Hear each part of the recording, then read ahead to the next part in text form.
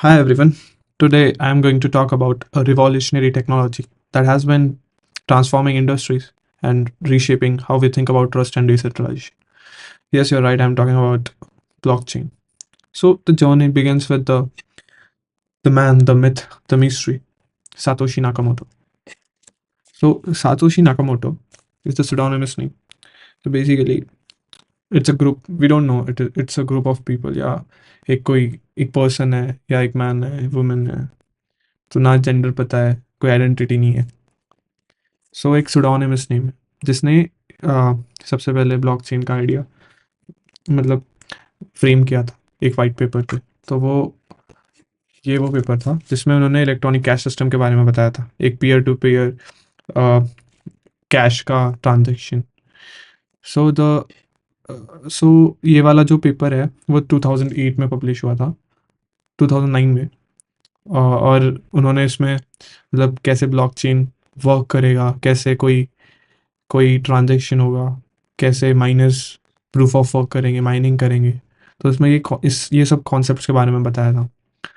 तो ये जो है वो एक नोड्स का नेटवर्क होगा, उसमें कैसे चीज़ें चलेगी, कैसे ब्लॉक्स बनेंगे, कैसे पहला ब्लॉक उसमें ट्रांजेक्शन स्टार्ट्स होगा, कैसे जो माइनर्स है उनको ब्लॉक्स ऐड करने पे कुछ रिवॉर्ड मिलेंगे एज अ कॉइन.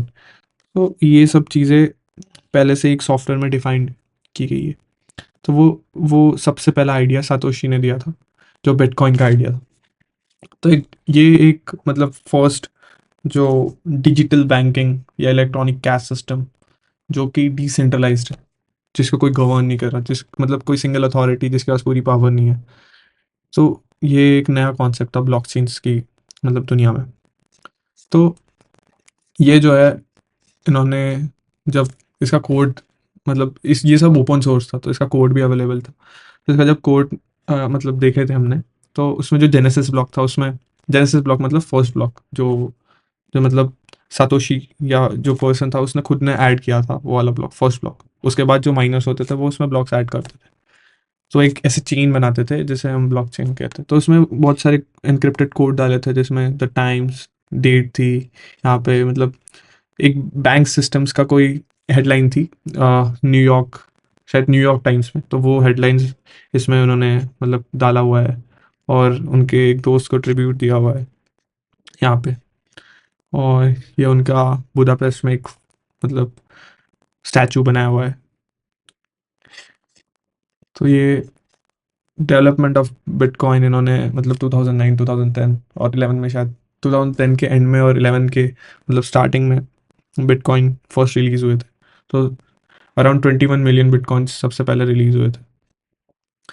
तो ये मतलब आइडेंटिटी अभी तक सुडोनिमस है. तो हम आज ब्लॉकचेन के बारे में देखेंगे. तो ब्लॉकचेन में सबसे पहले आते हैं लेजर्स. सो लेजर्स एक बैलेंस शीट जैसा है जिसमें हम ट्रांजैक्शंस लिखते हैं, बैलेंस क्या है, डेबिट क्रेडिट, ये सब हम लिखते हैं. तो ये लिस्ट ऑफ ट्रांजैक्शंस हम को ही लेजर्स बोलते हैं. तो डिस्ट्रीब्यूटेड लेजर्स क्या है? डिस्ट्रीब्यूटेड लेजर्स, ब्लॉकचेन एक डिस्ट्रीब्यूटेड लेजर्स है. इसका मतलब है कि जो भी डिजिटल डेटा है या सिस्टम ऑफ डिजिटल डेटा है, वो उसका मैनेजमेंट ब्लॉक बाय ब्लॉक होगा, रेप्लिकेशन डिस्ट्रीब्यूशन से होगा. तो data will be replicated, shared and synchronise across multiple locations, multiple nodes. तो हर एक नोड एक आइडेंटिटी होती है जिसमें जो ट्रांजेक्शन्स कर सकती है, करेंसी खरीद सकती है. तो बिटकॉइन एक क्रिप्टो करेंसी है. तो वो जो क्रिप्टो करेंसी है वो एक पीयर टू पीयर करेंसी है. मतलब एक नोड दूसरे नोड को देगा, दूसरा नोड तीसरे नोड को देगा, तो ऐसे वो रेप्लिकेट करते जाएगा. हर नोड के पास एक कॉपी होगी वो चेन की. सो मतलब इसमें कोई पॉइंट ऑफ फेलियर मतलब एक सेंट्रलाइज्ड हम नोड पे डिपेंड नहीं कर रहे हैं. इसमें हर नोड के पास कॉपी है और हर नोड रेप्लिकेट कर रहा है, डिस्ट्रीब्यूट कर रहा है. तो इसके कारण ये डिसेंट्रलाइज हो जाएगा. और ये जो एक एल्गोरिदम पे काम करता है, एल्गोरिदम जो लेजर्स को कंटिन्यूसली अपडेट, जो भी ट्रांजेक्शन है वो कंटिन्यूसली अपडेट होते हैं लेजर्स में. So blockchain is a common form of the ledgers. और ये हिस्ट्री बताई हुई है कि मतलब कैसे इवॉल्व हुआ ब्लॉकचेन या फिर ledger, distributed ledger technology. So blockchain is a distributed ledger with a growing list of records, blocks. So blockchains में हम एक हैश फंक्शंस यूज़ करते हैं जिसको क्रिप्टोग्राफिक हैश फंक्शन भी बोलते हैं। अब जो क्रिप्टोग्राफिक हैश फंक्शन है, जैसे मैं इसको आपको कोड दिखाऊँ तो उसमें हम एक ब्लॉक या फिर एक सपोज जो फर्स्ट ब्लॉक बनाया था जेनेसिस ब्लॉक, उसमें हमने क्या क्या चीज़ें ऐड की थी एक ब्लॉक के बारे में। तो उस हिसाब से हमने नेक्स्ट ब्लॉक, मतलब जो माइनर्स है उन्होंने नेक्स्ट ब्लॉक सेट्स किया। तो वो उसका अगर कोड दिखाओ तो ये है।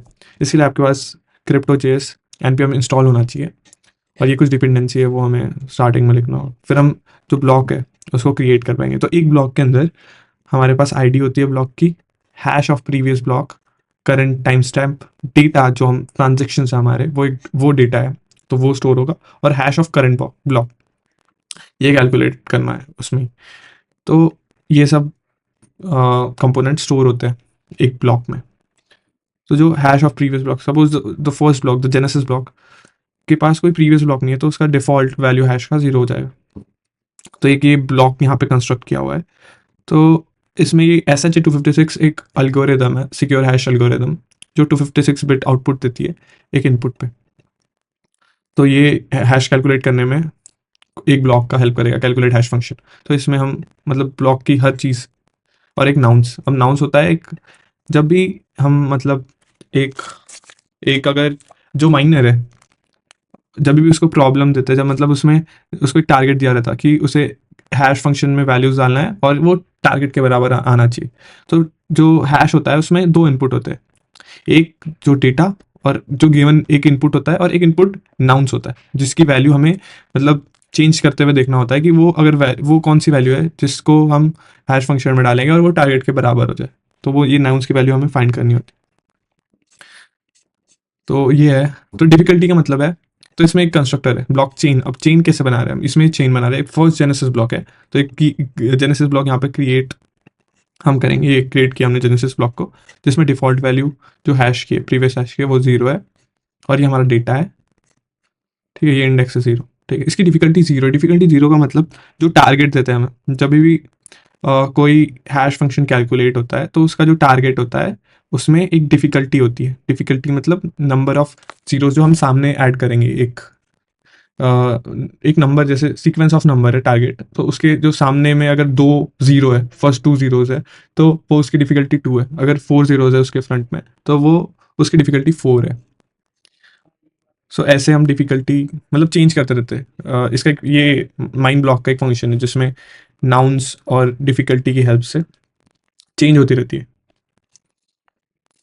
इससे हम ब्लॉक ऐड कर सकते हैं। तो ये एक जावास्क्रिप्ट में कोड गिवन है जिससे हम मतलब ब्लॉक चेन बना सकते हैं, और ये इससे हम वैलिड है या नहीं है चेन वो प्रूव कर सकते हैं। जैसे इसमें करंट ब्लॉक का हैश और कैलकुलेटेड वही करंट ब्लॉक का हैश अगर इक्वल नहीं है, मतलब उसमें मॉडिफिकेशन हुआ है। तो मॉडिफिकेशन हुआ है, सपोज कोई भी अटैकर है उसने डेटा में मॉडिफिकेशन किया है तो उसकी हैश वैल्यू चेंज हो जाएंगी। तो जो कैलकुलेटेड हैश है पहले से उसका, और अभी जो कैलकुलेट करेंगे हम वो हैश, वो दोनों नॉट इक्वल हो जाएंगे अगर कुछ मॉडिफिकेशन है। और जो प्रीवियस ब्लॉक का हैश है, तो ये एक कंडीशन हो गई जिसमें हम अगर फॉल्स रिटर्न कर दिया तो नीचे वाली कंडीशन चेक भी नहीं होगी। लेकिन अगर ये ट्रू है, अगर करंट ब्लॉक में कोई मॉडिफिकेशन नहीं है, तो हम एक और कंडीशन चेक करेंगे। तो जो करंट ब्लॉक का प्रीवियस हैश है, मतलब जो सामने वाले ब्लॉक का हैश है और प्रीवियस ब्लॉक का हैश अगर वो भी नॉट इक्वल है तो भी फॉल्स रिटर्न करेंगे, तभी भी चेन वैलिड नहीं है। तो ये सब है इसमें। हम्म। तो ब्लॉकचेन वही है, डिस्ट्रीब्यूटेड लेजर्स का ही टाइप है ब्लॉकचेन। सो एक डिसेंट्रलाइज है, ट्रांसपेरेंसी इसमें मेंटेन होती है ऑल, क्योंकि सभी पार्टिसिपेंट को वेरीफाई करना पड़ता है कि वो ट्रांजेक्शन वैलिड है या नहीं है। अभी मैंने बोला कि एलिस ने बॉब को 50 रुपीज़ दिए, तो जब एलिस बॉब को 50 रुपीज़ देगा तो उस पर एक डिजिटल सिग्नेचर होगा। अब डिजिटल सिग्नेचर्स क्या होते हैं ये सब हम आगे देखेंगे, पर उसमें एक डिजिटल सिग्नल होता है, सिग्नेचर होता है, जिससे ये पता लगे कि वो एलिस नहीं किया है। अब जब बॉब बॉब उसको वेरीफाई करेगा कि हाँ कि ये एलिस ने मुझे 50 रुपीज़ भेजे, तभी वो बॉब के ट्रांजेक्शन में ऐड होगा। Immutability, data can not be altered once recorded. तो एक बार डेटा चेन में ऐड हो गया उसके बाद हम उसे मॉडिफाई नहीं कर सकते, तो इसलिए इम्यूटेबिलिटी प्रॉपर्टी है। ये एक डिफरेंस है डेटाबेस और ब्लॉकचेन में। सो क्रिप्टोग्राफी तो जो हम हैश फंक्शन यूज़ करते हैं वो एक क्रिप्टोग्राफिक हैश फंक्शन होता है, एसएचए, सिक्योर हैश एल्गोरिदम हम यूज़ करते हैं। तो एसएचए भी बहुत टाइप के होते हैं, तो उसमें हम 256 वाला, जिसमें हमें आउटपुट 256 बिट में मिलता है, तो वो हम लेते हैं। सो वो एक वन वे फंक्शन होता है, कोई भी क्रिप्टोग्राफिक हैश फंक्शन एक वन वे फंक्शन होता है। मतलब हमें एक हमारे पास इनपुट है सपोज एक्स, वो हमें एक वाई आउटपुट दे रहा है, वाई है एच ऑफ एक्स, है ना। हमने एक्स को हैश फंक्शन में डाला, हमें वाई मिला, वाई है एच ऑफ एक्स। तो जो एच ऑफ एक्स है, अभी मुझे इनपुट पे जाना है आउटपुट से, तो मैं इनपुट से आउटपुट पे तो चला गया, लेकिन मैं आउटपुट से इनपुट पे नहीं आ पाऊंगा। तो वो इसलिए वो एक वन वे फंक्शन है, मतलब हम इनपुट से आउटपुट तो आ सकता है, पर आउटपुट से वापस इनपुट नहीं आ सकता, इन रिवर्ट, इनफीजिबल। और सर्चिंग, ब्लॉक में सर्चिंग वन बाय वन हो सकती है। ये तो एग्जांपल है। सो क्रिप्टोग्राफिक हैश एक फिंगरप्रिंट जैसा है, जो जिसको क्रिप्टोग्राफिक हैश वही है, मतलब क्रिप्टोग्राफिक हैश फंक्शन के बारे में बताइए। ये एक प्रॉपर्टीज है क्रिप्टोग्राफिक सिक्योर हैश फंक्शंस की। सो जो हैश फंक्शंस होते हैं वो डिटर्मिनिस्टिक होते हैं, मतलब for how many time same output give the same, same input give the same output. मतलब जब भी हम सेम इनपुट देंगे वो हमें सेम आउटपुट देगा, वही सेम आउटपुट। हम अगर इनपुट चेंज ही नहीं करते तो हमारा आउटपुट भी चेंज नहीं होगा।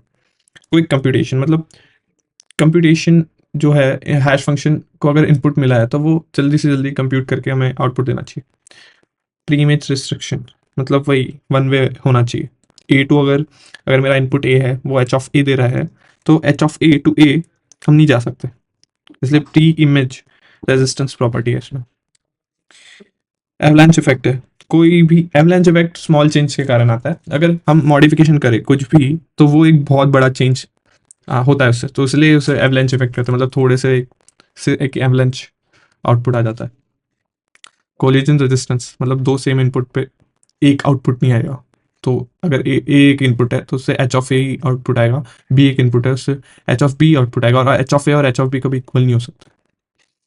Puzzle friendly property, puzzle friendly property मतलब कि suppose H of proof of work में, जैसे ये के नाउन्स के बारे में बता रहा था ना, तो ये के नाउन्स है, एक्स हमें इनपुट दिया हुआ है, वाई हमें टारगेट दिया हुआ है, हैश फंक्शन हमें पता है, नाउन्स की वैल्यू हमें निकालनी है। तो ये नाउन्स की वैल्यू हमें चेंज करते हुए देखनी है, पहले 0 ले लिया, फिर 1 ले लिया, फिर 2 ले लिया, फिर 3 ले लिया, ऐसे हमें नाउन्स की वैल्यू। और वाई में जो डिफिकल्टी लेवल बोल रहा था, ये वाई में होती है। तो जो वाई के जितने भी मतलब प्रीफिक्स जीरोज हो गए, जो नंबर ऑफ जीरोज है वो डिफिकल्टी है, उसके बराबर डिफिकल्टी है, ठीक है।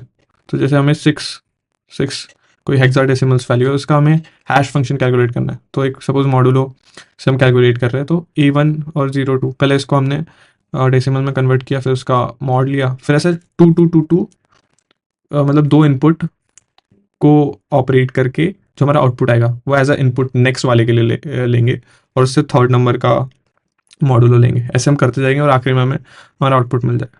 तो इसमें जो 256 सपोज मॉडुलो विद 256 लिया हमने, तो अगर वैल्यू 256 से ज़्यादा हो जाती है तो उस फिर तो मॉडुलो रिमाइंडर ही देगा ना। तो वो रिमाइंडर यहाँ पे कैलकुलेट करके फिर से सेम प्रोसेस किया। मतलब अगर इंटरमीडिएटरी आउटपुट भी 256 से ज़्यादा आ गया तो हमें मॉडुलो विद 256 कर रहे हैं ना, तो उसको अंडर 256 लेके आना पड़ेगा। मल्टीपल ऑफ 256 के टर्म में लिखा प्लस 32 लिखा, तो 32 हमें लिखना होगा यहाँ पे, क्योंकि मॉडुलो तो रिमाइंडर ही देता है। सो सिक्योर हैश फंक्शन SHA। तो SHA1, SHA256, तो SHA 256 प्रोड्यूसेस 256 बिट हैश, जो आउटपुट होता है। तो यही बिटकॉइन में SHA 256 बिटकॉइन में यूज़ किया हुआ है ये एल्गोरिथम। SHA के बहुत सारे वर्जन है, उस हिसाब से इसका message size, block size, word size, steps, ये सब होता है। अब सिक्योर हैश एल्गोरिथम, सो सिक्योर हैश एल्गोरिथम जो है वो हम यूज़ करते हैं बिटकॉइन माइनिंग में भी और प्रूफ ऑफ वर्क में भी, और जो हमारा बेस है बिटकॉइन का वो भी SHA एल्गोरिथम पे ही। सो SHA एल्गोरिथम इससे ज़्यादा कुछ मतलब वही है, थियोरेटिकल चीज़ है। तो हम इसका मेन पार्ट आता है जब हम हैश पॉइंटर और डेटा स्ट्रक्चर्स के बारे में पढ़ते हैं। तो हैश पॉइंटर्स पॉइंटर्स मतलब जब भी कोई कंटेंट है उसके अंदर अगर एड्रेस शो हो रहा है तो वो एड्रेस एक ब्लॉक को पॉइंट करता है।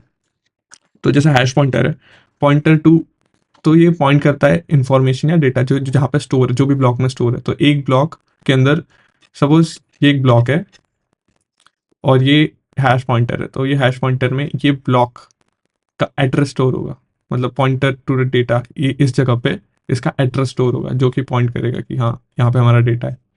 तो ये रिट्रीवल के लिए इंफॉर्मेशन जब हमें चाहिए तो लेने के लिए, सर्चिंग के लिए यूज़ होता है, वेरीफाई करने के लिए कि डेटा सही है नहीं है उसके लिए भी यूज़ होगा।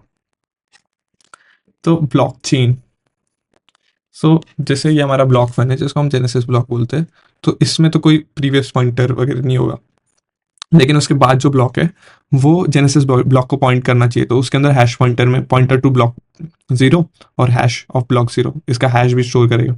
हैश क्यों स्टोर करेगा? क्योंकि अगर कोई, जैसे जो टेम्पर एविडेंट लॉग है वो उसमें यही बताएंगे कि अगर मॉडिफिकेशन होती है तो हम प्रीवियस ब्लॉक के जो हैश को है इसको भी चेंज करना पड़ेगा, लेकिन उसके लिए फिर ब्लॉक 2 में जो हैश है ब्लॉक 1 का, वो तो ये पूरे ब्लॉक का हैश निकाला हुआ है, तो इसको भी चेंज करना पड़ेगा, फिर इसको भी चेंज करना पड़ेगा।